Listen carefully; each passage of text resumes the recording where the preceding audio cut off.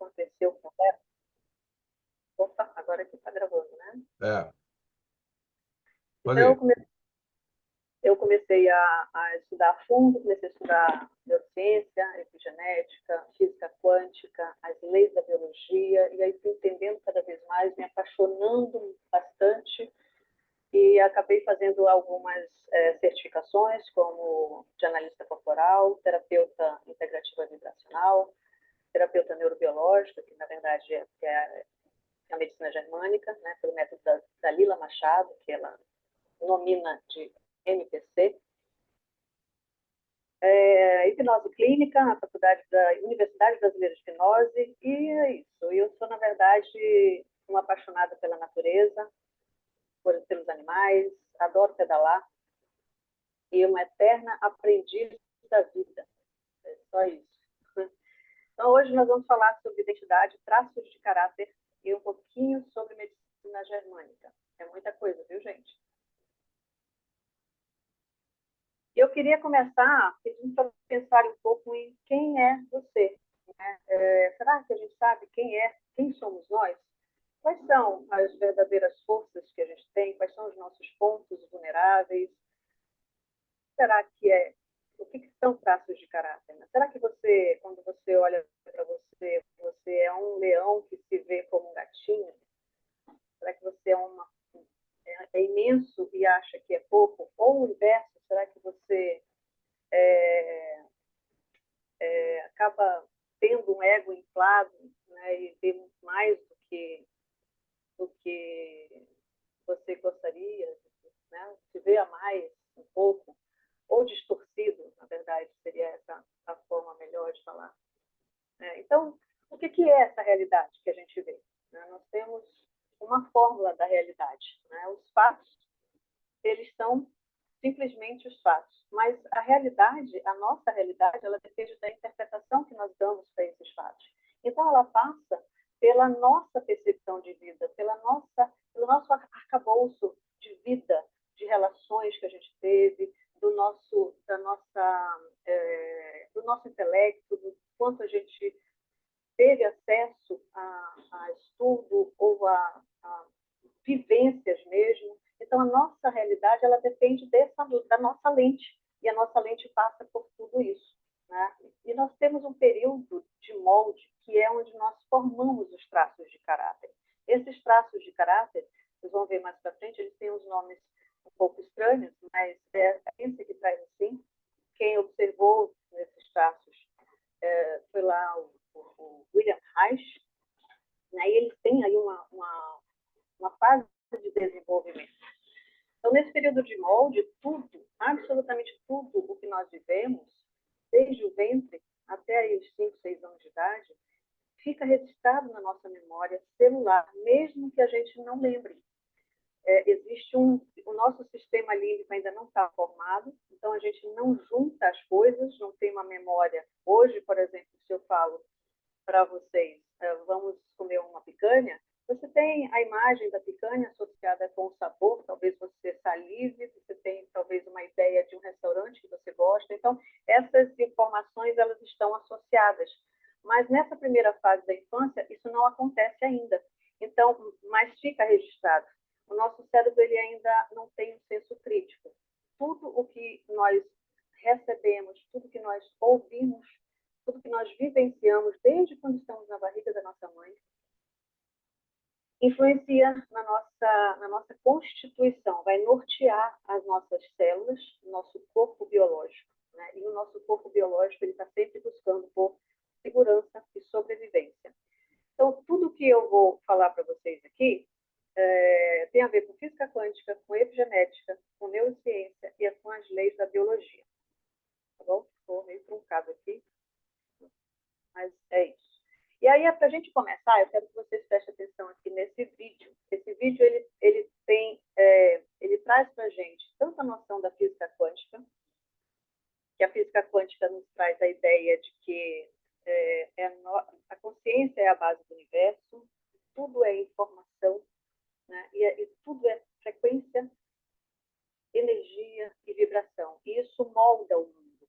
E isso, na verdade, essas frequências, essas vibrações, interferem na nossa matéria, como a gente é formado.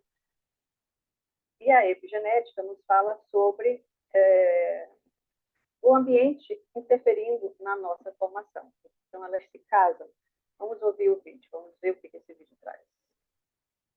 O que você está vendo é a sal vibrando em diferentes frequências, ondas sonoras interferindo na organização da matéria.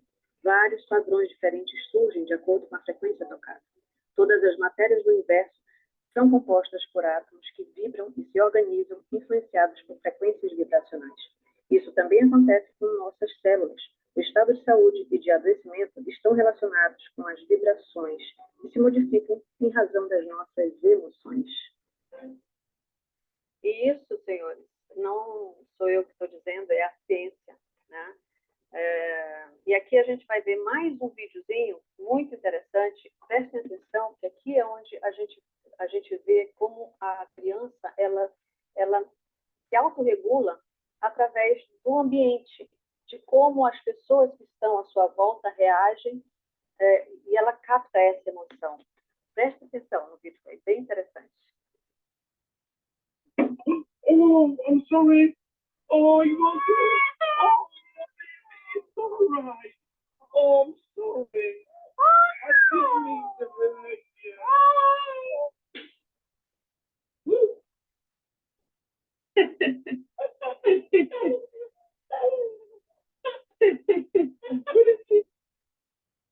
Não é bonitinho isso, gente? Então, você vê, aqui na primeira cena, a criança não se bate, né? Ele bate na parede e aí ele faz todo um mise-en-scène, né? Como se a criança tivesse se machucado. Oh, I'm sorry. E aí ela, Oh, olha, I'm okay. veja It's all right. Oh, I'm sorry. como ela se autorregula pelo que o ambiente fala para ela, né? Então, ele induziu essa resposta e ela simplesmente aceita. As crianças não têm senso crítico. É como um computador que você baixa um programa e ele roda no automático depois, né? E aí depois...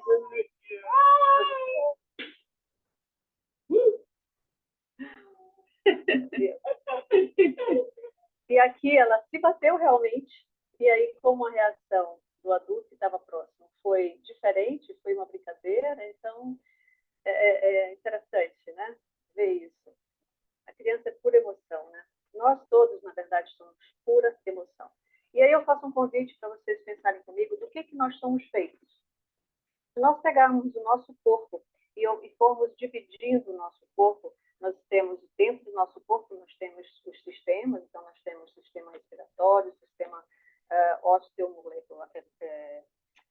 osteomuscular, sistema digestivo ou digestório, vários sistemas. Dentro de cada sistema nós temos os órgãos, dentro de cada órgão a gente tem os tecidos, em cada tecido nós temos as células, em cada célula nós temos os átomos, e em cada átomo nós temos uma eletrosfera cheia de elétrons, e também o núcleo, onde ficam os prótons e os nêutrons, e a partir daí nós temos as partículas fundamentais que formam a matéria, pelo menos até hoje, enquanto os modelos não avançam, né, que são os leptons e quarks, que transportam força, e os bósons, que transportam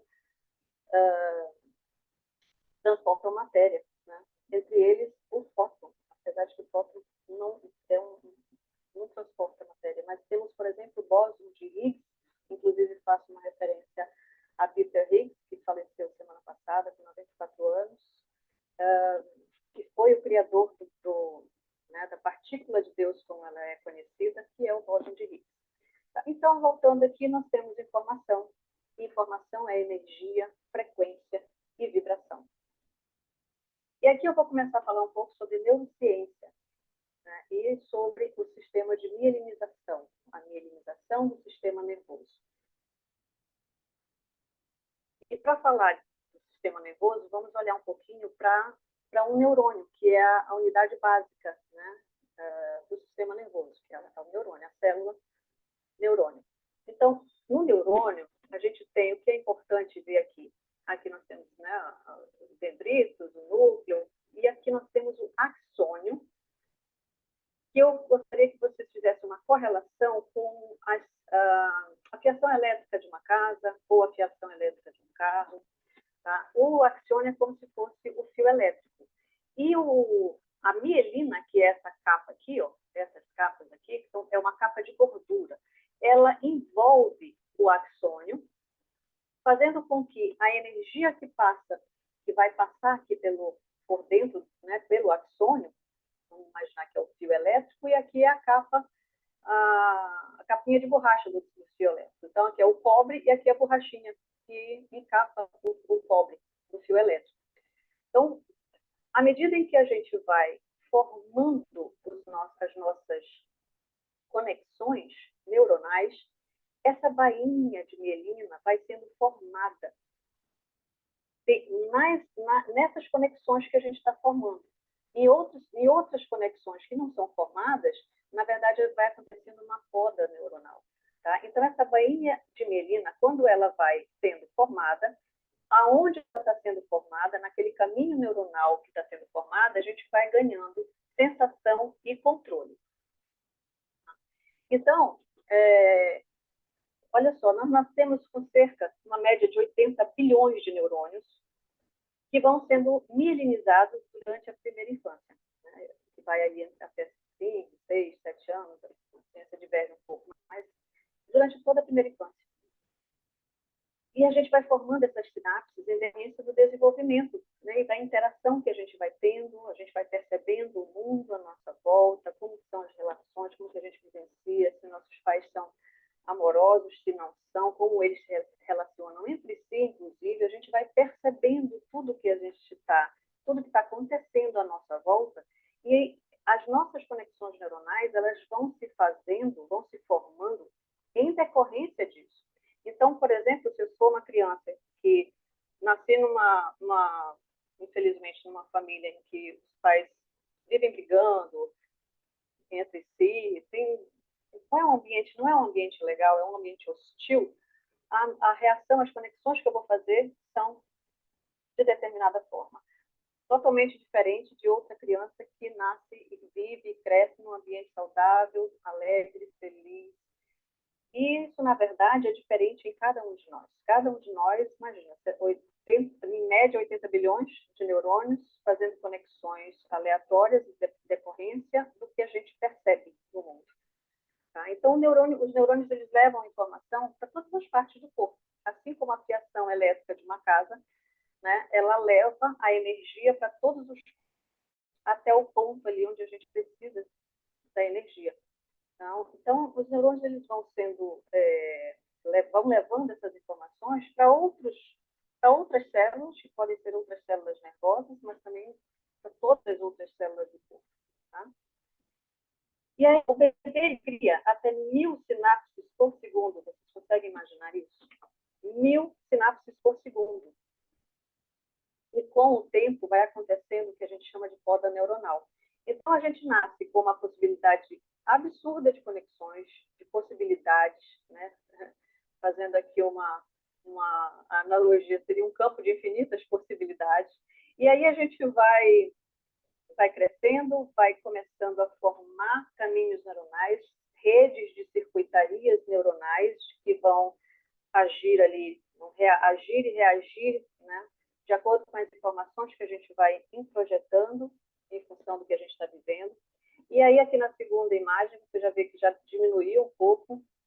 Aqui, ó, já não tem tantas possibilidades. E à medida que a gente vai crescendo e vai vivendo, esses caminhos eles vão se fortalecendo, porque acontece algo aqui como... imagina que você compra uma casa numa área rural. Atrás dessa sua casa tem uma mata, uma faixa de mata, e depois tem um rio gostoso, você vai querer chegar nesse rio. Então, você vai abrir um caminho para chegar até esse rio. Você vai interagir com aquela situação, com aquele ambiente, e vai abrir um caminho para chegar no rio. Quando você voltar do rio, você vai abrir outro caminho? Não, você vai voltar pelo caminho que já está aberto, porque já tem uma passagem ali daquele tipo de situação. Então, toda vez que a gente vai vivendo, enquanto a gente está vivendo, eu me deparo com uma situação, ou se o meu cérebro, a minha inteligência biológica primitiva, né, biológica mesmo, percebe similar a outra que você já viveu, ela vai trilhar do mesmo caminho, as mesmas redes neuronais que já foram formadas. E então outras possibilidades vão sendo descartadas. Imagina, se isso não acontecesse, a gente ia ter um curto-circuito, né? E quanto mais a gente vai vivendo, mais esses caminhos vão sendo fortalecidos. Se a gente não muda, se a gente não usa a possibilidade que a gente tem, que hoje a gente já sabe, da neuroplasticidade, para reprogramar, né, comportamentos, aí a gente vai ficando cada vez mais preso nessa rede neuronal, nesse inconsciente que é formado. Então, o nosso sistema nervoso, ele é responsável por processar e armazenar essas informações. Tá? Ele é também responsável pelo funcionamento da nossa fisiologia, pelo nosso comportamento. Ele faz essa ponte entre o mundo biológico e o mundo emocional. E agora a gente vai falar um pouco mais a respeito dessa mielinização, que a gente já entendeu que é o encapamento do fio elétrico, né, dos nossos fiozinhos elétricos. Então, quando a gente nasce como se, como se a nossa fiação tivesse toda desencapada.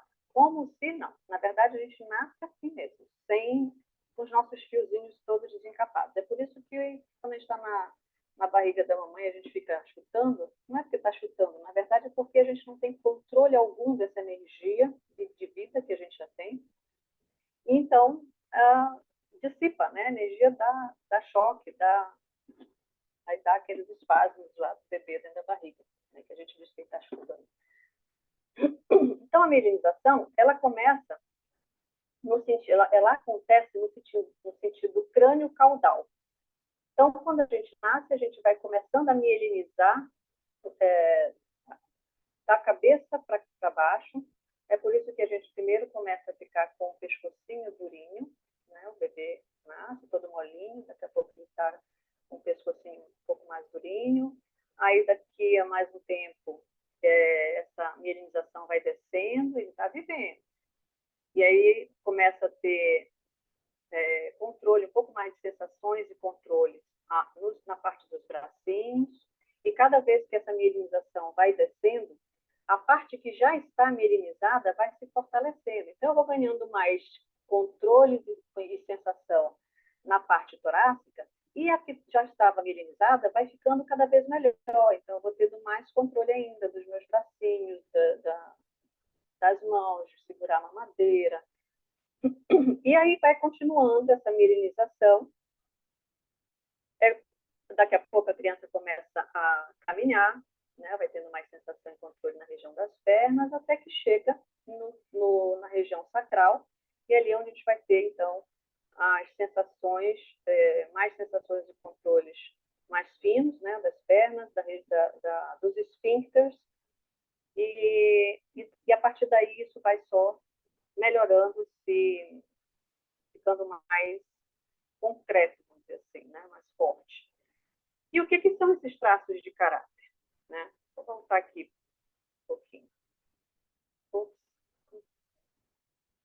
Eu queria voltar. Ixi, aqui.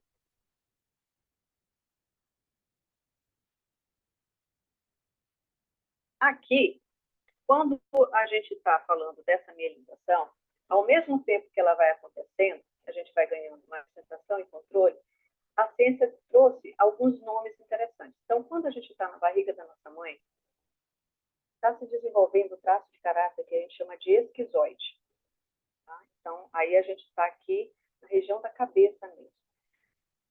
Tá? É isso aqui, o esquizoide. Então, quando a gente está na barriga da mãe, é esse traço que está sendo desenvolvido. O que quer dizer isso? Quando a gente está na barriga da mãe, a gente tem... Imagina que essa mãe... Eu gosto dos exemplos bem ruins, tá, gente? Porque é fácil de lembrar depois. Lembrem que, dentro da barriga da mãe, essa criança faz parte do organismo da mãe. Tudo que essa mãe está sentindo, toda a química, os hormônios, tudo que ela está sentindo, ela está passando para o bebê. O bebê faz parte do organismo dela. Né? Então, imagina que essa mãe, esse bebê que ela está esperando, é fruto de uma agressão, de um estupro. E ela, toda vez que ela lembra que ela está grávida, ela decide não tirar, né, por alguma razão. E toda vez que ela lembra que ela está grávida, ela lembra da situação que ela passou. O que vai acontecer com essa mulher? Ela vai ficar triste, ela vai ficar arrasada, ela vai ficar deprimida. E isso passa, toda essa química ruim vai passar para essa criança. E essa criança está ali se desenvolvendo. E a sensação, é tudo sensação, é tudo biológico. É claro que ela não pensa, tá, gente, aqui. Não existe raciocínio nenhum aqui. Mas a gente fala de uma forma para ficar mais fácil. Então, é como se a criança dissesse assim, poxa, toda vez que eu me mexo, o meu lugarzinho aqui, o útero fica pior. Porque quando ela se mexe, a mãe lembra que está grávida,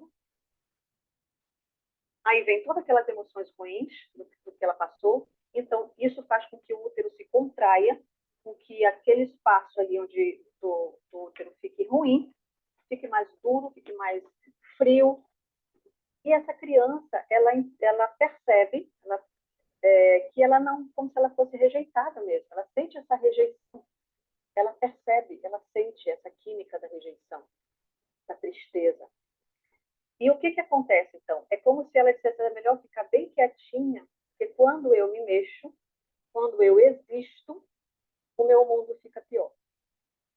E aí a energia nesse momento de um bebê, de um feto, desse exemplo que eu estou dando, ele é como se ele concentrasse a energia apenas na cabeça, como se ele esquecesse que aquele corpinho está sendo formado ali e a energia fica mais na região da cabeça mesmo. Tá? E o que vai acontecer com isso? A gente vai ver mais para frente o que isso traz, tá? A nível de comportamento e de características da pessoa, de comportamento mesmo. Mas a característica física é assim, ó, é uma pessoa geralmente magra, com uma cabeça desproporcional ao corpo, é maior que o corpo e alongada. Você vê uma pessoa que você olha, parece que ela é comprida e mal acabada, sabe? Assim, os ossos são mais aparentes. Uma pessoa que tem... Você vê o ossinho do ombro, você vê o ossinho do cotovelo, na mão tem o ossinho aparecendo. É uma pessoa que tem um pouco esse aspecto, tá? Se ela fosse muito, muito, muito esquizoide, ela teria um aspecto parecido com esse desenho.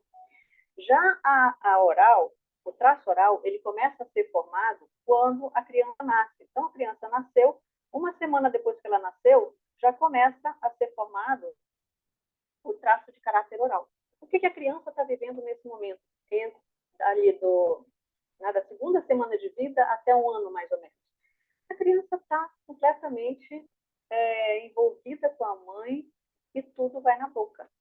Absolutamente tudo vai na boca. Aqui é uma representação, um desenho desses traços. Eu não sei se vocês conhecem um filme chamado Divertidamente. É bem, bem legal, interessante olhar esse filme com esse conhecimento. Então, voltando aqui, o oral é esse aqui, ó. Esse aqui seria o esquizoide, esse aqui seria o oral. O oral, tudo o que ele, todo esse período de um ano, primeiro ano de vida, é aquele período em que a mielinização está aqui na região cervical. Quais são o que está acontecendo a nível neurológico? A mielinização está na cervical. Essa criança está começando a ter mais sensações ali dos sentidos, da visão, do paladar, tudo vai na boca. Né? Tudo, absolutamente tudo vai na boca. A gente fala que o tato da criança é na boca. Né? A audição. Então, a forma dela se comunicar com o mundo, especialmente com a mãe, vocês estão ouvindo os fogos aqui de outro Flamengo, gente. É através do olhar, quando ela está no colo, quando ela está mamando, então ela está tendo a conexão no olhar, tendo ou mamando efetivamente, ou no seio da mãe, ou na mamadeira, mas está ali com aquela conexão dos sentidos, especialmente o olhar, o paladar, a audição, né? Então, essa criança, ela vai ter essa configuração mais redondinha, mais gostosinha, que é como se a natureza colocasse, sabe aquele bebê fofinho para dar vontade de abraçar, de apertar, de ficar junto? Então, uma constituição mais arredondada mesmo, né? A fase psicopata, e aqui eu não estou falando de doença, eu estou falando de traço de caráter, né? A ciência, a gente deixa esse nome porque a ciência que trouxe, é a fase em que a criança está ali, a partir de 2 anos e meio, até 3 e meio, em que essa criança já começa a mielinização, já desceu um pouco mais, ela já tem mais articulação com os braços, ela já começou a falar. E aí ela começa a entender que a vida acontece numa relação de troca. Às vezes é aquela criança que faz uma gracinha, aí a mãe ri. Então, ela percebe que ela é amada, não só por ela ser ela, mas pelo que ela faz, né? Pelo que ela devolve. Então, um exemplo que a gente traz sempre dessa fase é aquela situação em que a criança faz uma gracinha, a mãe sabe que ela faz, aí chega alguém da família, né? E a criança está ali na sala brincando, e a mãe ou o pai fala, fulaninho, faz aquele negócio, faz assim, para que tia ver, faz não sei o quê. E aí a criança naquela hora, eu só fiz fazer e não faz, né? E o que a gente adulto faz? Então tá bom, então vai brincar no seu quarto, que agora a mamãe quer conversar, né? Assim? E aí, intuitivamente, a criança percebe, ela intui que ela é importante quando ela faz alguma coisa em troca, que ela recebe atenção em troca de fazer algo. Aqui é quando a gente desenvolve as habilidades de negociação, né? Então, o psicopata, né, de traço de caráter, ele tem uma formatação física mais triangular, como um triângulo ao contrário. Então, a gente vai ver isso na face, com o queixo pontudo, no tronco, né? Nas pernas também. Então, aqui é muito interessante isso, né, gente? Porque a gente consegue, a gente está por muito tempo ficou preso naquele teste DISC, né? E esse teste aqui, essa observação do formato do corpo, para a gente entender como a pessoa funciona, é muito interessante. Mas, continuando, a gente tem, depois dessa fase da psicopatia, do psicopata, vou tirar a psicopatia, porque está uma impressão de que eu estou falando de doença, não é.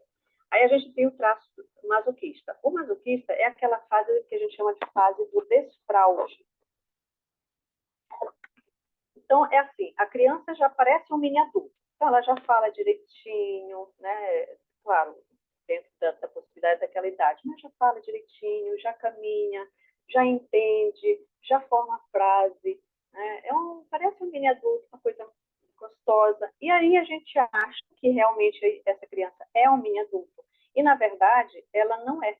Ela tem muitas coisas que ela não consegue fazer fisiologicamente mesmo, biologicamente. Por exemplo, essa criança ainda não tem a mielinização, ainda não chegou na região dos esfíncteres. Então, ela não tem condições de saber quando que ela vai fazer xixi e cocô. Encheu, vazou. E aí, o que a gente adulto faz, né? Sem ter esse conhecimento? Ô, fulaninho, filho, mamãe já não falou para você? Se você quiser ir no banheiro, fala com a mamãe, não faz na calça não, você já está grandinho, você já é um rapaz, você é uma mocinha. E aí, o que isso acontece na cabecinha da criança? Ela quer corresponder, é o adulto da vida dela, é o papai, é a mamãe, tudo que essa criança quer é ser amada. Então, ela gostaria muito de corresponder a essas expectativas. Né? Não só esse é um exemplo bom, mas não só isso. A gente cobra muitas coisas que essa criança nessa idade ainda não pode fazer e a gente acha que ela pode. E aí ela tenta fazer.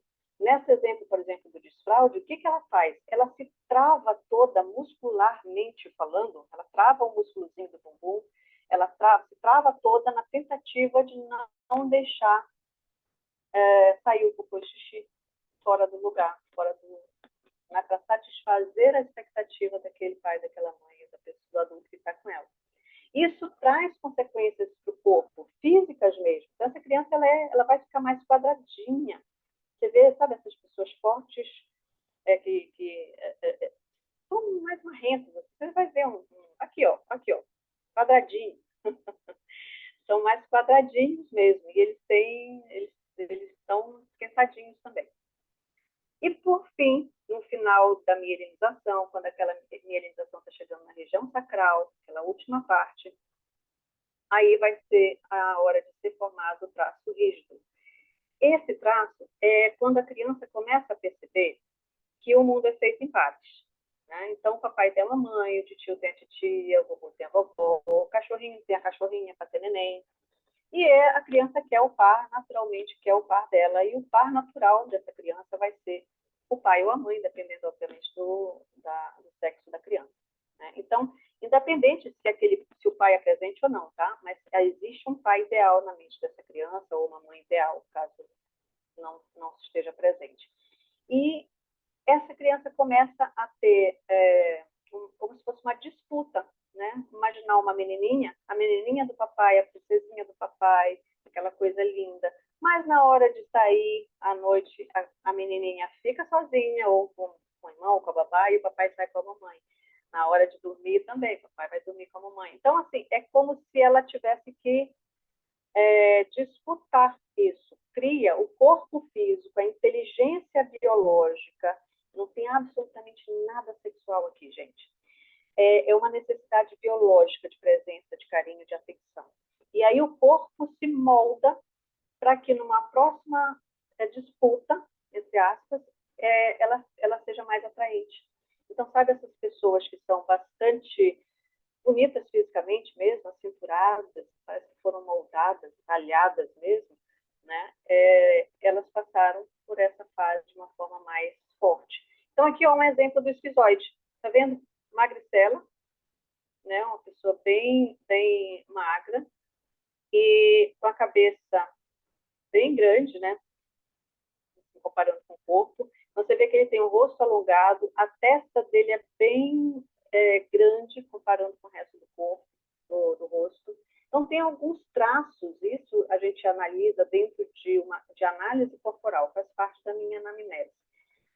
Tá? Então, a gente vai analisar as características da pessoa pelo formato do corpo dela. Então, a gente analisa o formato da cabeça, o olhar, tanto o formato quanto a expressão dos olhos. A boca do esquizoide é uma boca menor e mais fina, ela não é carnuda. Né? Como eu já falei, ele é uma pessoa com menos massa muscular, mais fininho. Tá? Então, aqui, ó, magricela, curvado, olhos grandes, esbugalhados.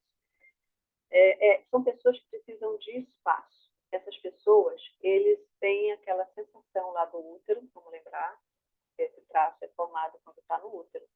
Então, quanto mais traço esquizoide a pessoa tiver, mais dificuldade ela percebeu na época da gestação. Todos nós, gente, temos os 5 traços, tá? Todos nós temos os 5 traços. O que vai diferenciar é o percentual de cada um, ok? Então, as pessoas que têm esse traço esquizoide muito forte, elas tendem a ficar parecidas com essa imagem aí desse rapaz. Muito magras, os olhos mais esbugalhados, né? E eles são pessoas que gostam de ficar sozinhos. Eles têm um pouco de problemas com contato. Por quê? Porque eles viveram isso lá no útero. No primeiro momento em que eles estavam sendo formados, eles tiveram essa desconexão. Eles tiveram aquela sensação de serem rejeitados. Alguma coisa que essa mãe estava vivendo que a percepção desse bebê foi de uma percepção de que ele era melhor que ele, quanto menos ele existisse, melhor. Então, por isso, esse corpo mais fininho, se eles puderem passar pelo ambiente sem ser vistos, é o que eles mais gostam. Essas pessoas precisam de espaço, de tempo sozinha para recarregar suas baterias. Tem gente que precisa estar com pessoas para recarregar as baterias.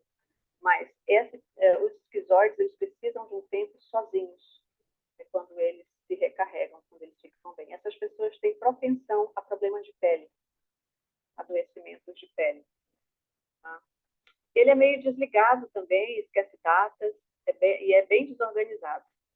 Tá? Ele vive no mundo das ideias, vive no mundo da lua. São pessoas que, quando funcionam no lado bom, que todos os traços têm o lado funcional e o lado disfuncional. Quando o esquizoide funciona no lado funcional, são pessoas geniais, são aqueles caras fora da casinha, são os gênios, né? Como Steve Hopkins, né? E outros gênios, ok? Então, se você conhece alguém assim, a dica é se contenha nos beijos e abraços. Se quiser mais contato, faça essa pessoa imaginar coisas com você. E agora a gente vai ver o oral. Olha aqui um exemplo perfeito do oral. Jô Soares. Não sei por que quando eu passei para o TCC ficou assim. O oral, ele é gordinho, sorriso largo, todo macio, fofinho. Lembra? É aquela criança que estava ali no período da amamentação, no primeiro ano de vida, tudo ia na boca. Então, imagina uma criança ali, dentro desse período de formação do traço oral, no primeiro ano de idade, imagina que ela está chorando ali, porque tem uma formiguinha incomodando dentro da roupinha dela. A mãe, ou em várias situações, gente, o que a gente faz quando a criança está chorando nessa idade? Bom, a gente olha, se a fralda está suja, né, se está com algum incômodo ali que a gente consiga ver, e quando não tem nada, o que a gente faz? A gente põe no peito, põe uma chupeta na boca, põe uma mamadeira na boca.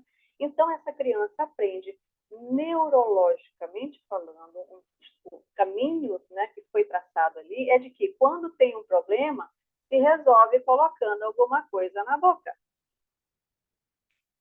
Né? Então, são pessoas que têm realmente uma questão, uma carência emocional ali, geralmente, e acabam descontando na comida. Né? Também tem, esse traço, ele tem uma capacidade imensa de comunicação. Falam muito, geralmente com um tom de voz mais alto, tem facilidade para fazer amigos, né? É gostoso ter o oral por perto, aquelas pessoas atenciosas, que dão colo, que são carinhosas, sabe? Uma companhia agradável. Né? E esse é o contrário do esquizoide, ele gosta de toque, gosta de abraço, de beijo. Né? E quando eles não estão bem, basta você deixar eles falarem à vontade, chorar, desabafar. O traço oral, ele precisa, para desabafar, ele precisa chorar, ele precisa falar. Agora, imagina uma pessoa oral se casa com um esquizoide. Né? Então, às vezes não faz sentido para um o jeito do outro, e aí o outro acha que um não gosta dele porque faz de outro jeito. Então, olha como é importante a gente conhecer como cada pessoa funciona. Né? O psicopata, e aí eu trouxe essa figura aqui, né, que é totalmente, aqui, ombros largos e afina para a cintura. Afina bastante aqui, né? Se você for olhar a perna, provavelmente também é nesse formato, tá? O psicopata é assim, ele tem esse peito estufado, geralmente o queixo pontudo, o tronco largo. Essas pessoas, elas são extremamente articuladas, vamos lembrar que é aquele momento em que a criança começa a entender que ela pode trocar, que ela faz trocas, que ela é importante quando ela faz alguma coisa em troca de algo, né? A mãe está ali, de repente, se você comer tudo, você ganha tal coisa, se você isso, você ganha aquilo. E isso começa a fazer um caminho, uma percepção de troca. São pessoas extremamente boas em negociação. O psicopata, no traço de caráter, ele não tem absolutamente nada de injusto. Aqui dentro do padrão normal, ele é uma pessoa, ao contrário, ele é justo, ele é capaz de olhar a situação em que ele está e articular para que todo mundo ganhe com a situação, incluindo ele, obviamente. Né? Mas ele tem essa capacidade, ele é racional nesse aspecto, ele é articulado mesmo, negociador. Tá? É uma pessoa mais racional. O esquizoide é mais racional também. Tá? O oral é mais emocional e o psicopata é mais racional também, uma pessoa mais fria. Opa, vou voltar aqui. Então, ele funciona na base da troca. É aquele ditado combinado não sai caro, é excelente para o psicopata. Se você conhece alguém assim, faça combinados e cumpra. Cumpra o que foi combinado, que vai ficar tudo certo. E agora esse aqui, que é o nosso masoquista. Olha como é o masoquista, gente. Sabe aquele cara quadradinho, truncado? É aquele que é um gordo, mas é um gordo socado, como a gente diz, né? Ele tem uma musculatura densa, tá? Então, ele parece com essa figura que está aí, tá? Então, ele tem uma musculatura densa, as pernas parecem tronco. Enquanto o esquizoide é canela, joelho, canela, o masoquista é coxa, joelho, coxa. Aqueles troncos, né? Perna que parece que é tudo igual, de cima a baixo, tá? Eles estão calados, eles são mais emocionais também, tá? Só que ele é de um emocional diferente do oral. O oral gosta muito de falar, fala de si, ele gosta de botar tudo para fora e chora. O masoquista não. O masoquista ele sente muito, ele tem uma sensibilidade muito alta, mas ele é mais na dele, ele é calado.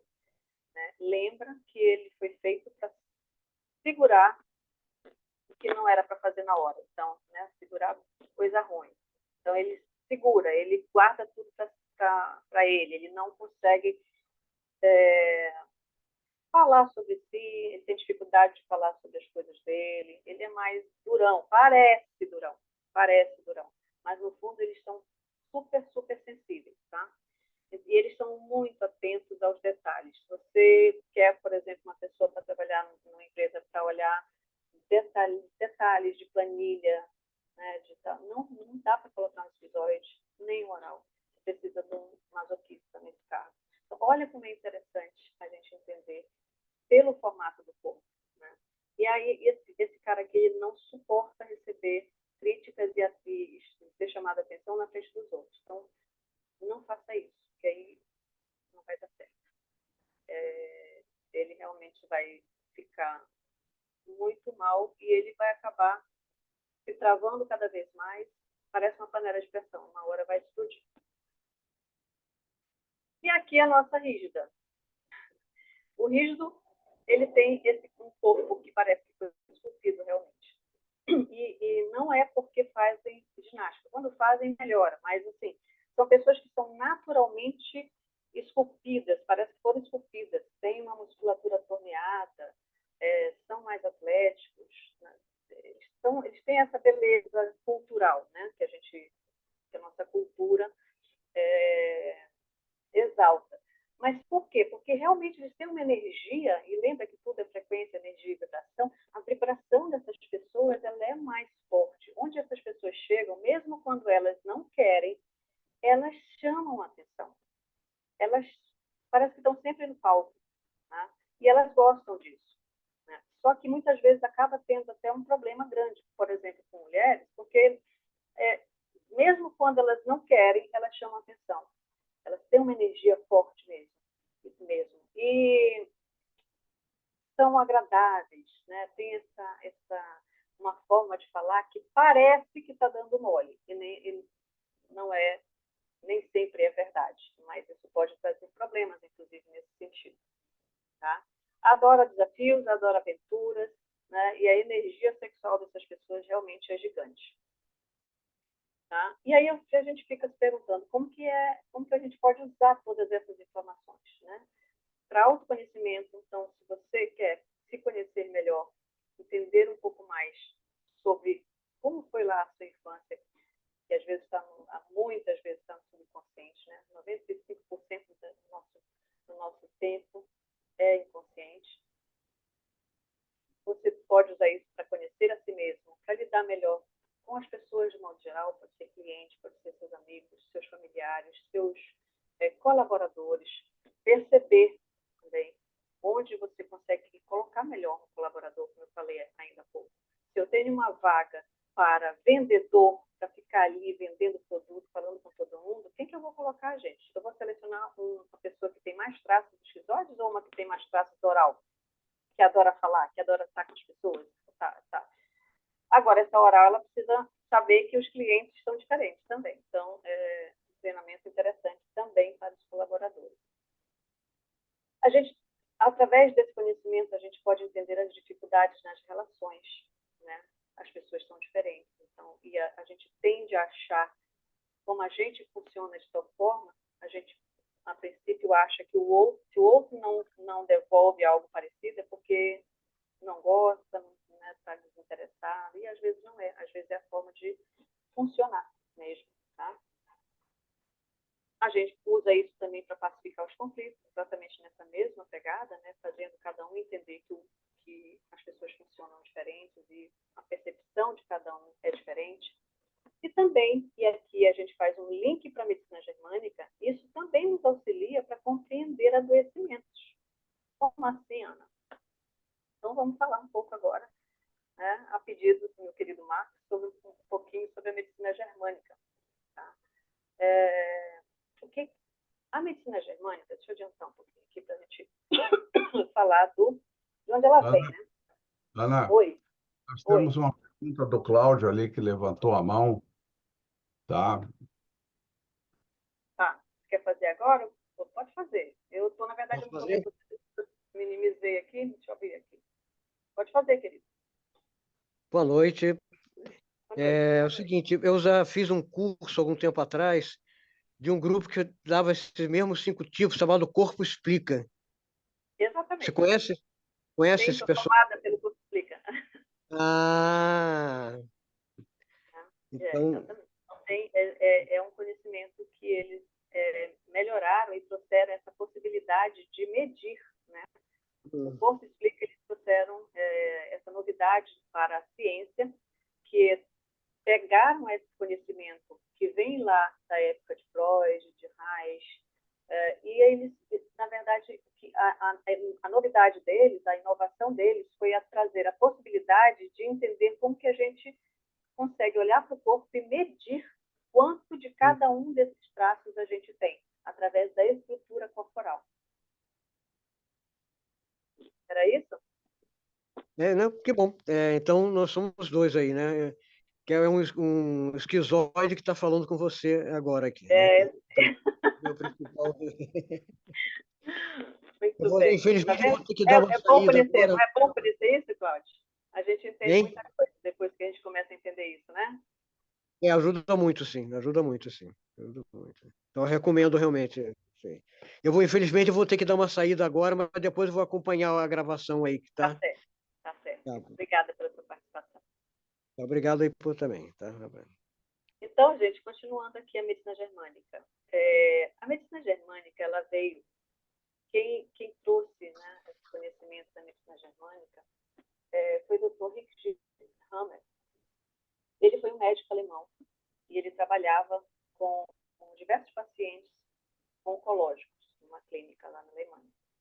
Então, ele estava acostumado a trabalhar com pacientes oncológicos e aconteceu uma tragédia na vida dele. Em 1978, o filho dele foi baleado acidentalmente e faleceu. Algum tempo depois veio a óbito. E na sequência desse acontecimento, o Dr. Hammer desenvolveu câncer de próstata e a sua esposa desenvolveu câncer de mama. Algumas literaturas falam que foi de útero. E aí ele ficou intrigado com aquilo. Ele era um cara saudável, ele não tinha nem gripar, ele gripava. Né? E aí aquilo intrigou muito ele, por que ele ficou doente, por que ele teve um câncer e por que um câncer na próstata, de onde vinha aquilo. E aí ele começou a pesquisar. Ele passou a pesquisar os pacientes dele, né, todos os pacientes. E ele também era biólogo, ele estudava a biologia, então ele começou a pesquisar as histórias dos seus pacientes, e aí todas as histórias dos seus pacientes, todos os pacientes oncológicos dele tinham uma história de dor, uma história emocional, um trauma vivenciado ou de forma impactante, ou de forma, sabe aquela coisa que incomoda e que você vive aquilo o tempo todo na vida, você não consegue se livrar de alguma coisa que te incomoda e aquilo permanece, né, o tempo todo na sua vida. Então, todos eles tinham uma dessas duas questões. E aí ele juntou esse conhecimento com o conhecimento biológico dele, que trazia a função biológica de cada tecido. Cada um dos nossos tecidos, eles são originários de capas embrionárias, de quando a gente está sendo formado ali, desde o útero da nossa mãe. Então, nós temos basicamente três grandes tecidos, que são o tecido endodérmico, o mesodérmico e o ectodérmico. E aí ele começou a perceber que cada órgão que fazia parte, que vinha de um tecido tal, e que tinha um certo comportamento diante de um trauma, né? E com essa pesquisa, há anos e anos, ele entendeu, ele percebeu, ele catalogou a pesquisa dele, e ele entendeu que toda vez que o paciente passava por uma situação impactante, um trauma que era vivido de forma impactante, e que era uma vivência assim, causava uma ruptura, era como se você vivesse aquilo numa solidão, como se ninguém entende, né? A sua dor ela é única, então aquilo causa assim, aquela vivência causava uma diferença, um impacto que era mostrado tanto em tomografias no cérebro, né, do cérebro dos pacientes, vinculado, cada parte do nosso cérebro está vinculado com determinado órgão, e aí o órgão que estava afetado era o mesmo lugar, o correspondente no cérebro que também mostrava isso, e tinha uma emoção correspondente. E toda vez era similar. Que o mesmo órgão era afetado, as emoções eram similares, as vivências, a percepção de uma vivência eram similares, como, por exemplo, a percepção de impotência, a percepção de raiva, enfim, sempre tinha a mesma vinculação da origem embrionária, da função biológica daquele órgão, daquele tecido, com a emoção correspondente. E aí ele entendeu isso e trouxe as 5 leis biológicas que são da medicina germânica. Eu não tenho como, eu teria tempo para falar dessas 5 leis, depois a gente poderia fazer outro, né? Mas só para a gente entender um pouquinho. Por exemplo, por quê, né? Por que acontece o câncer, por exemplo? Né? Que a medicina tradicional ocidental, essa medicina que a gente convive, né, de forma ampla, fala para a gente que é câncer e a gente fica desesperado, a gente fica triste.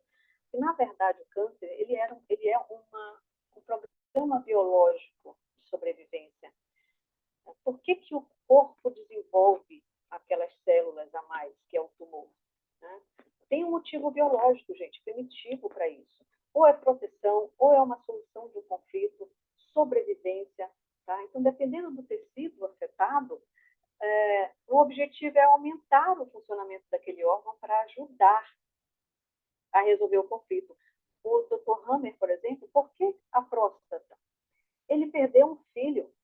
Qual o sentido biológico da próstata? A mais forte, reprodução. Então, é como se o corpo quisesse ajudar aquele organismo, né, biológico, o corpo, a produzir mais células ali na próstata para devolver um filho. É uma inteligência primitiva, biológica, faz parte de toda a nossa evolução enquanto bicho mesmo. Né? Então, por exemplo, no caso do câncer de mama, os conflitos emocionais que estão por trás do câncer de mama podem ser essa questão de mãe e filho. Para que serve a mama? Para alimentar, para ter contato, para dar ninho. Aí a gente tem uma questão de lateralidade, dependendo da lateralidade, pode ser questões com filho ou com mãe, e a outra lateralidade, a relação com o parceiro.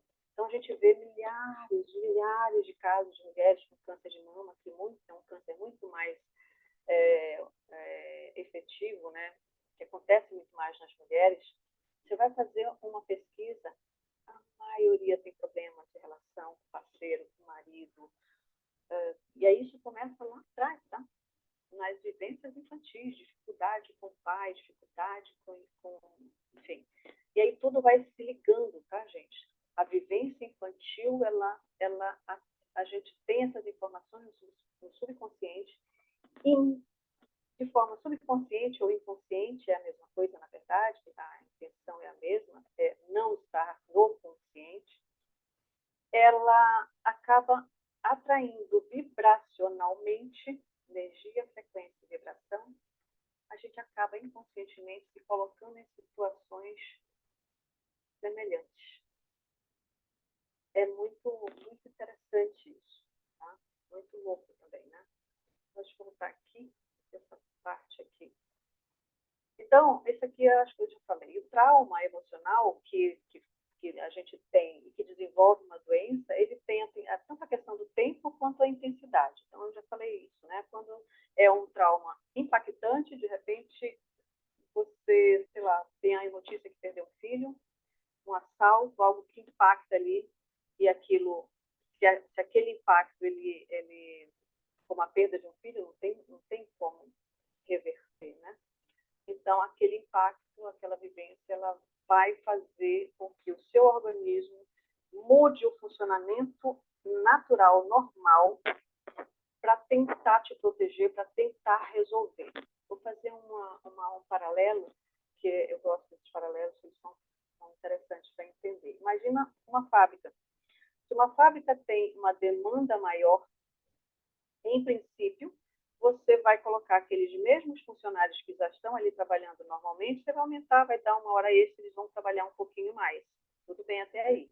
Se for uma situação que passe logo, eles vão trabalhar algumas horas extras durante alguns dias e depois vai acabar a necessidade e tudo volta ao normal. Então, não é qualquer trauma, tá? Que vai causar um adoecimento. Agora, imagina a situação dessa empresa que continua tendo uma demanda maior, aqueles funcionários vão ficando cansados. O que o dono da empresa tem que fazer? Colocar mais gente, não é verdade? Contratar mais para dar conta da demanda. Esse contratar mais para dar conta da demanda são as células a mais que o nosso órgão começa a produzir, que a medicina tradicional entende como é quando ela detecta uma maceração maior, e aí é o câncer. Mas, na verdade, é um processo natural, é um programa biológico de sobrevivência. E aí, quando você entende isso, tudo muda, porque o próprio medo diante desse processo, ele muda. O que é uma metástase? Por que é tão comum uma metástase em pulmão ou em fígado? Porque, às vezes, vocês já ouviram falar que o diagnóstico mata mais do que a doença? Por que isso, gente? Porque quando a pessoa vai no médico e ela recebe um diagnóstico de câncer, qual é o senso comum? Putz, câncer é uma coisa horrível, vai morrer disso, e não sei o quê, é penoso, e aí tem a quimioterapia. Então, assim, só o impacto dessa doença já causa um outro impacto, já é um outro trauma. E o pulmão tem a ver com medo de morte. Por isso a metástase no pulmão. Então, a medicina germânica, ela traz esses conhecimentos, ela traz uma nova concepção de como a gente funciona. Eu peço perdão novamente por estar bagunçado aqui, não estava quando eu olhei. Isso aqui são o nome dos tecidos, né? Eu falei um pouco antes, que é o endoderma, o mesoderma e o ectoderma. E cada um desses tecidos, quando a gente olha para o órgão afetado e a gente sabe, conhece qual é a origem daquele tecido, se é do endoderma, se é do mesoderma, ou se é do ectoderma, a funcionalidade daquele tecido. Ele vai, no período ativo ali, em que você tomou aquele choque que está funcionando a tensão máxima, você não descansa, está o tempo todo ali na luta, né? Nosso sistema simpático fica ativo o tempo todo. Você não para de pensar, tem aqueles pensamentos intrusivos. Então, e dependendo do órgão afetado, é nesse momento que eu tenho a proliferação. Ou é nesse momento que eu vou ter uma cava, uma dilaceração, uma ferida, dependendo do tecido afetado. Tá bom? Então, gente, tudo a gente vê aqui, então, que tudo é informação. Porque Porque o que é você receber um impacto? É uma informação que você recebe. Essa informação, ela chega para a gente desde quando a gente está no útero da nossa mãe, informação ainda. Essas informações, elas são tão impactantes que interferem na forma física. E aqui você vê a informação, ela passa pela consciência ou pelo subconsciente. Gente, subconsciente e inconsciente é a mesma coisa, tá? Tem psicanálise fala em inconsciente, outras literaturas falam de subconsciência. O sentido é apenas não estar na consciência, ou estar abaixo, né, subconsciente, ou estar não consciente, né, inconsciente. Então é a mesma coisa, o sentido de não estar consciente. E olha só que coisa. O nosso subconsciente, ele é como se ele fosse um computador que trabalha no automático com um processador de 40 mil bits por segundo. 40 milhões de bits por segundo. E a nossa consciência, que é só 5%, ela é como se fosse um computador funcionando apenas a 40 bits por segundo. É uma luta desleal. O nosso inconsciente é o nosso corpo. É assim, ó, a gente formata aquelas conexões neuronais que vão sendo formadas em razão do que a gente está vivendo, epigenética, física quântica, vamos juntando essas informações, tá? Então, aí nós isso é uma energia em movimento. O que é energia? A emoção é a energia em movimento. A pergunta era o que é emoção, né? É essa energia em movimento. E essa energia vai formar uma matéria. Então, nós estamos ali sendo formados, nossos neurônios estão fazendo conexões em razão do que a gente está vivendo, e essas circuitarias, elas vão se fortalecendo de forma inconsciente. Então, a gente tem comportamentos, o nosso comportamento, ele é ditado, na maior parte do tempo, pelas informações que estão no nosso inconsciente. Por isso que é tão difícil mudar, gente. A gente sabe conscientemente que fumar faz mal, a gente sabe que a gente tem que comer melhor, a gente sabe que a gente tem que fazer exercício. E por que a gente não faz? Muitos de nós não faz, né? E conscientemente você sabe que é o melhor para fazer, que é o certo, que vai te dar mais saúde, mais vigor, mais vitalidade. Porque tem muita informação lá no inconsciente, num processador de 40 milhões de bits por segundo, e se você não tiver a consciência disso, mais do que consciência, se você não se determinar a mudar essas informações, a agir para mudar a programação e fazer o que deve ser feito. Porque assim, ó, se eu me propuser a correr 5 quilômetros por dia, no primeiro dia que eu for correr, eu vou sentir tontura, eu vou sentir náuseas, vai dar aquela dor, né? Dá aqui, dor de passo, sei lá que dor aquela. Tudo isso é o meu corpo, o meu inconsciente, dizendo, para com isso. Para que esse gasto de energia? Gente, a nossa mente gasta muita energia para mudar. Muita energia. A zona de conforto é a zona em que ela gasta menos energia. Qual é essa zona? A que ela já conhece. Já funciona desse jeito. Para que se vai mudar, mulher? Né? Então, ela tenta de várias formas, aí vem o cansaço, aí vem, não, vou ficar aqui, depois eu começo. Mas se você insiste em fazer, usando a sua consciência, sabendo que você tem que mudar um padrão mental que já está instalado, e só depois que você mudar esse padrão é que vai ficar mais fácil. Porque o que acontece? Se eu insisto em correr os 5, e no dia seguinte eu vou lá e insisto em correr de novo, insisto, é como se o meu cérebro dissesse assim, essa louca não vai parar, então vamos criar uma nova circuitaria para fazer com que essa nova atividade seja mais efetiva e gaste menos energia. Mudei o padrão mental, mudei rotas neuronais para fazer aquela atividade com mais eficiência. Isso é reprogramação mental, gente. E aí eu deixo essa pergunta para vocês. Qual é o conjunto de informações que está criando a sua realidade e o seu resultado? Né? Quais são as suas inseguranças,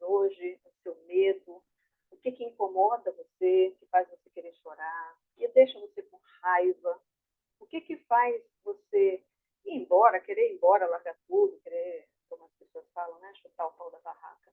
Anote esses sentimentos, tá, que você tem. Anote, porque aí depois eu quero que você faça esse exercício, você com você, né? E anote os sintomas físicos que você costuma sentir.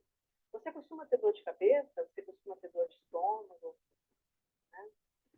O que você sente no seu corpo? Porque o seu corpo, ele traz informações sobre as emoções que talvez você nem tenha consciência de que você está aí vivendo, mas que o seu corpo já está trazendo para você. Então, pessoal, a realidade é formada pelas informações, as individuais e as coletivas, que foram sendo acumuladas, né, e vivenciadas ao longo da nossa existência. O nosso organismo ele vai sendo formado e funciona com as informações assimiladas pela percepção. Isso é epigenética. E essa percepção, né, com a intenção de nos proteger, de nos manter vivos e poupando o máximo de energia. Para alterar essa realidade, é preciso ter as informações introjetadas, é preciso alterar essas informações que já foram introjetadas desde lá da nossa infância, no nosso subconsciente. E essa informação é interessante, olha, até 2010 acreditava-se que não havia possibilidade de mudar. A gente, aquele ditado, pau que nasce torto, morre torto, mas a gente hoje sabe que não é assim, né? A ciência já provou o contrário. O nome desse contrário provado pela ciência é a neuroplasticidade. A gente pode mudar, mas a gente precisa saber que a gente vai precisar mexer lá nas informações do inconsciente. E eu fico por aqui. Muito, muito, muito obrigada. E estou à disposição de vocês para qualquer pergunta.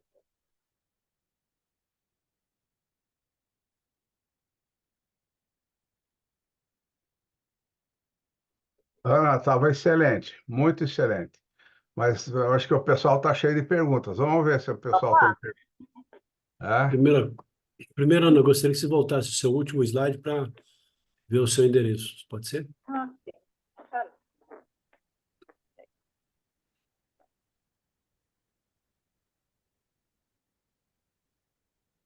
Aí está. Foi muito rápido. Bom, parabéns, já que eu comecei a falar, parabéns pelo rico conteúdo.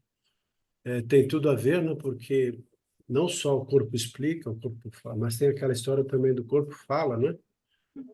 E não só na expressão, mas a própria doença, ou a própria... Tem um trabalho também que tem talvez relação, você deve conhecer, chamado Corpo Espelho da Alma, que é um trabalho de uns franceses que tem a ver com cura. Então, o processo de imposição de mãos tem a ver com a energia que você acabou de falar, e que essa energia imposta sobre os chakras, na medida da harmonização dos chakras, eles vão, então, eliminando as disfunções energéticas, e na medida que os chakras estão alinhados, não tem razão da doença se instalar. A doença se instala quando existe algum tipo de desarmonização das energias que são concentradas nos próprios chakras. Então, o trabalho assim, como você falou, tem tudo, essa interligação é fantástica. E bonito o que você falou, nossa, quanta coisa tem. E também, assim, é um processo de autoconhecimento, a percepção do outro, ou seja, mais um elemento muito profundo para quem lida com gente, como é o nosso caso aqui, creio que todos nós lidamos com pessoas, quer seja com mentores, psicólogos, psiquiatras e outros malucos. Né? E outros Então, malucos como eu, né? Que sou advogada terapeuta. Trabalho com hipnose clínica.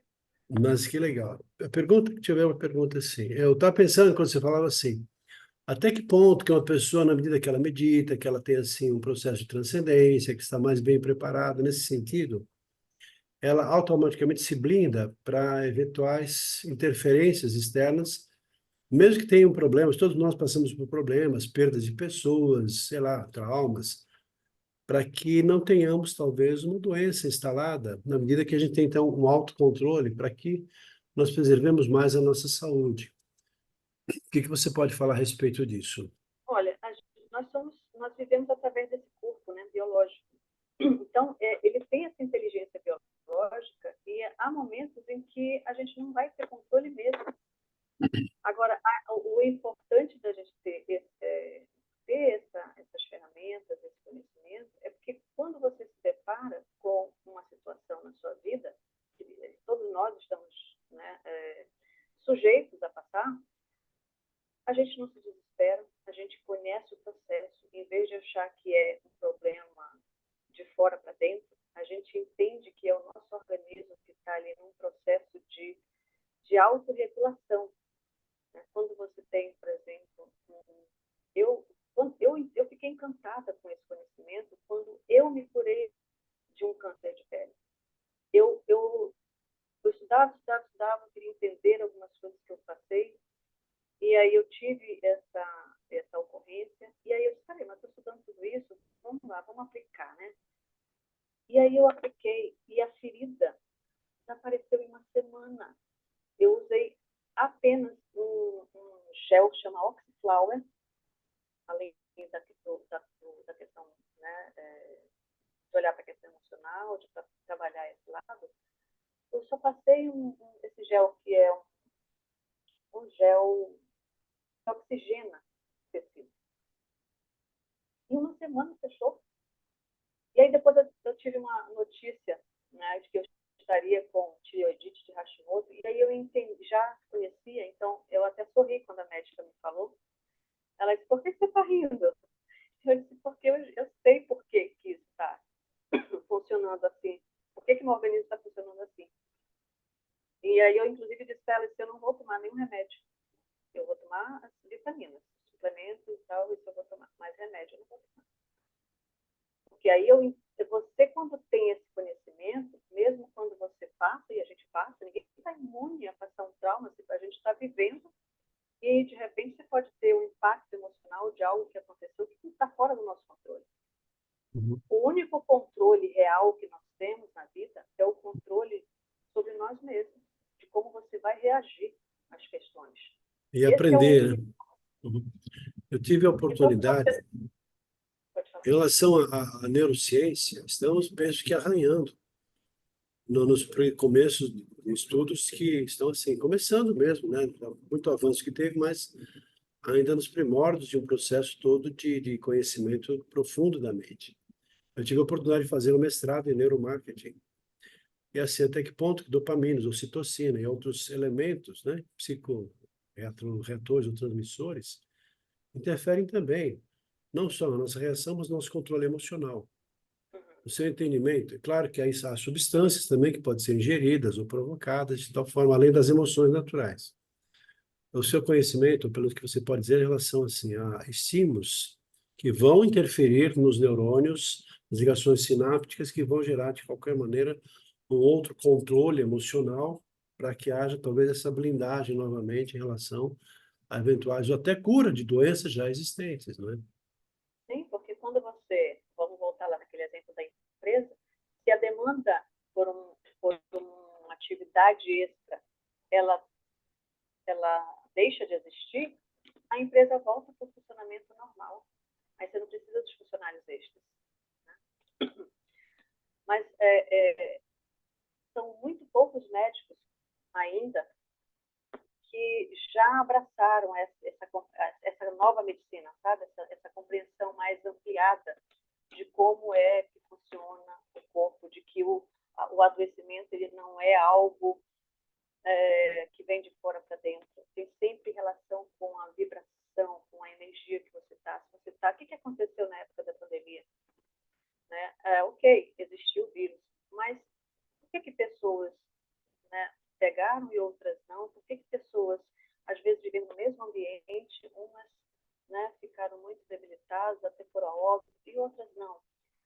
O organismo estava mais forte. Claro que existem a questão das comorbidades, as pessoas já estavam adoecidas por outras coisas, e na maioria das vezes, o medo, gente, o medo é muito prejudicial. A gente, quando vibra na frequência do medo, a gente fica suscetível a muita coisa, muito adoecimento. E aí houve uma manipulação muito grande, aí uma coisa com medo, colocando muito medo e culpa, falou assim, é isso aí. Então a gente entra nessa vibração, pensa uma rádio, pensa que a gente é mais da antiga aqui, eu posso falar de rádio, né? Quando você coloca o seu rádio num dial, né, numa frequência, para ouvir uma rádio que você vai ouvir rock, só toca rock, você não vai ouvir música clássica. Essa frequência é a mesma coisa. Por que a gente aceita com tranquilidade essas informações da tecnologia, né, da física quântica, que é a questão de toda essa tecnologia? A gente está aqui, cada um num lugar diferente, se vendo, se falando.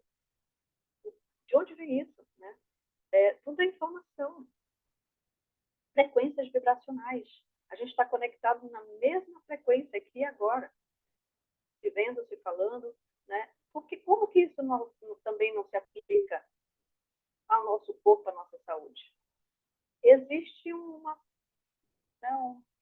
domínio, né, desse mercado das Big Pharma que também não querem muito que a gente saiba de muita coisa disso. Então, a gente tem que lidar com isso também.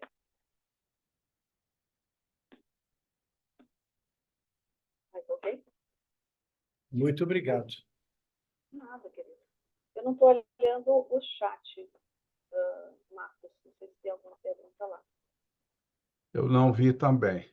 Eu não vi. Deixa eu dar uma olhada lá.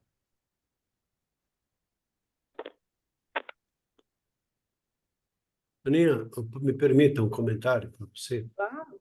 técnico, porque pode ser que seja meu problema só, mas como eu vi também o comentário assim, o som está um pouco abafado, em outras futuras eventuais lives ou transmissões, dá uma verificada na qualidade do som que sai do seu equipamento. Talvez o microfone, alguma coisa, para ter um outro padrão de qualidade. Porque outras pessoas falando aqui, eu ouço bem. E quando você fala, o som não está tão bom. Então, não é um problema do sistema, é um problema de um sistema Eu não de sei o que microfone. fazer, porque realmente, e é no Zoom, quando eu faço meus atendimentos e algumas outras reuniões pelo Google Meet, o som fica bem. Não sei qual é a Não, talvez um microfone externo, configuração alguma aqui. coisa assim, mas é só uma sugestão, porque a gente lê com muita gente e às vezes não sabe como é que está chegando o som da gente lá. E se eu não te dou esse feedback, você não vai Obrigada. saber. Só um detalhe, com muito amor no Mas coração. conseguiu me ouvir? Não? Conseguiu Sim, fazer? claro, claro, claro. Sim. Ana, dá para você falar um pouco do teu trabalho, como que você atende pessoas, que tipo de atendimentos você faz, como é que é esse teu processo terapêutico? Eu atendo online, né, mesmo já adiantando, mas hipnoterapia online, sim, funciona desde que você seja engajado no processo, né? Porque o que às vezes acontece com o atendimento online é que a pessoa não tem o mesmo engajamento. Quando você vai num atendimento ao vivo, naquele momento que você está ali na sala do terapeuta, você não atende celular, você não é interrompido, né? E isso é necessário também na terapia online. Se você tiver essa disponibilidade de estar num lugar tranquilo, onde ninguém vai lhe incomodar, ninguém vai interromper o processo, funciona do mesmo jeito. Tá? Então, eu tenho os processos terapêuticos, atendimento, pode ser um atendimento para fazer só análise corporal, faz parte da minha anamnese, e também o processo, os pacotes de atendimento, atendo com foco, né, nessa questão da saúde, para entender essas questões que estão por trás do adoecimento, para ajudar nesse processo. Eu não interfiro nos outros processos. A pessoa, por exemplo, está fazendo tratamento médico, independente do que eu acho a respeito, eu não interfiro. Eu faço paralelo e acabo ajudando e acelerando, então, o processo de convalescência da pessoa. Né? E também posso atender para questões, conflitos emocionais, de relacionamento. Estou à disposição para Tá ok. palestras, cursos, se alguém tiver, sei lá, um grupo de colaboradores, quiser fazer com que eles entendam como atender melhor cada tipo de pessoa. Quando tu olha para o cliente entrando, já vê mais ou menos a leitura de como essa pessoa prefere ser contactada. Né? É interessante também. Tá ok. Tá bom. O Márcio tem uma pergunta lá. chat? Pronto. Estão me ouvindo bem? Sim, Márcio. Pode falar. Ah, tá bom. Ana, é, maravilhosa, né? Essa tua palestra, né? Fundamentos importantíssimos aí, né? Nos campos biológico e emocional, né? Que vão ao encontro, né? Dessa nossa busca contínua do autoconhecimento e que fortalece muito o entendimento relativo à nossa formação, funcionamento e o desenvolvimento humano, né?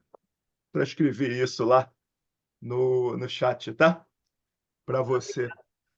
Eu queria, pessoal, queria dar um depoimento aqui que tem muito a ver com isso, uma questão muito particular que aconteceu comigo recentemente na minha família. Impressionante o que a mente do ser humano, que é exatamente isso que a gente está tratando aqui.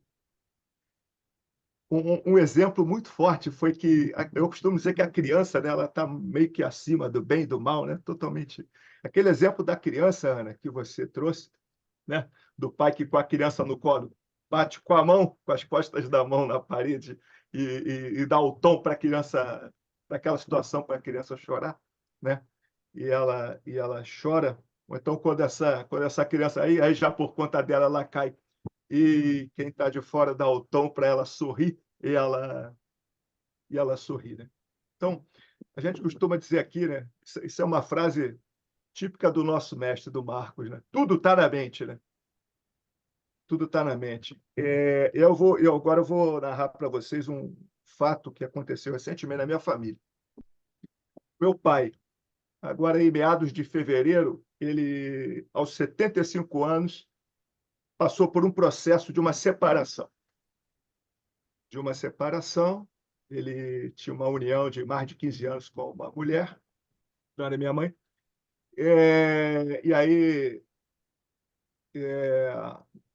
ficou, enfim, envelheceu, né? Já não dava mais aquele retorno que talvez a esposa esperasse, e a esposa disse, vai embora, né? E disse para nós, os filhos, toma que o pai é de vocês, né?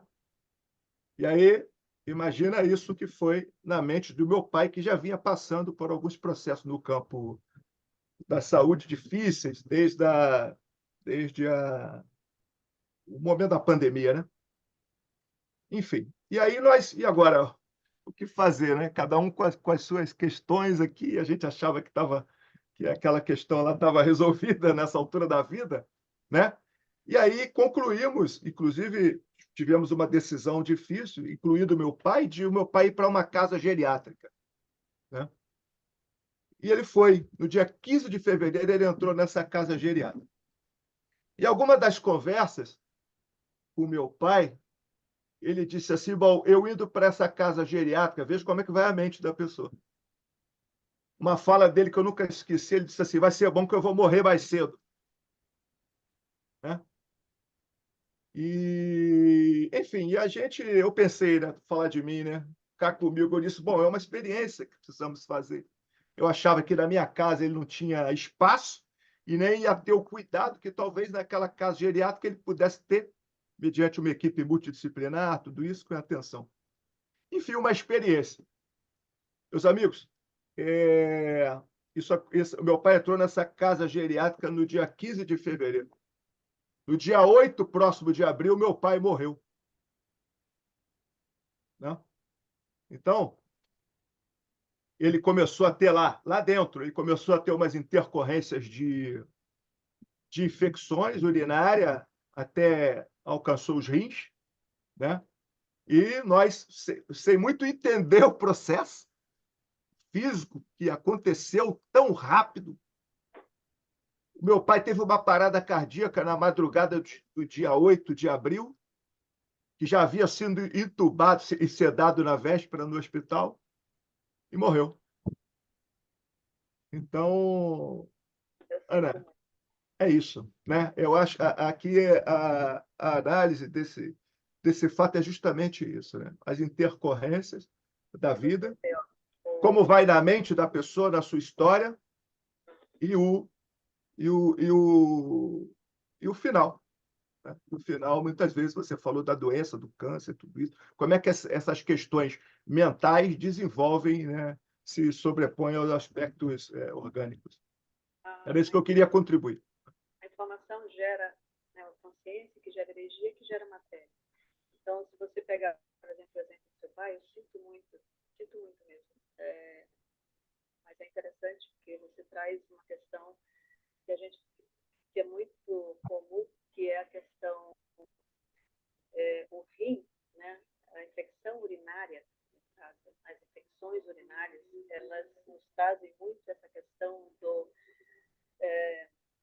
território, sabe? E aí, quando você olha para a evolução da espécie, para a evolução animal mesmo, como é que os animais demarcam seu território, né? Especialmente os machos, urinando, né? Colocando o seu cheiro. Então, ele foi deslocado para um lugar e aí ele perdeu a referência, ali não era o território dele. E aí vem uma infecção urinária. Então, você vê que a gente, através a própria doença nos informa o emocional. E aí esse emocional, ele transforma mesmo a função daquele órgão específico vinculado com a emoção. E assim, vários mesmo. Todas as doenças. Para vocês terem uma ideia, a ciência hoje já sabe, existe uma margem aí entre 2% a 5% apenas, e no máximo, 5% muitos questionam, pouco se fala em 5%,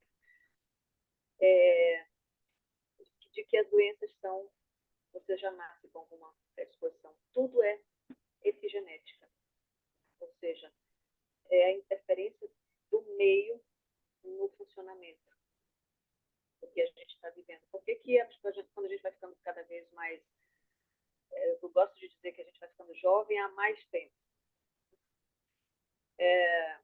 a gente vê muito nos idosos a questão articular, né? Dores articulares, questão muscular, dificuldade de se locomover.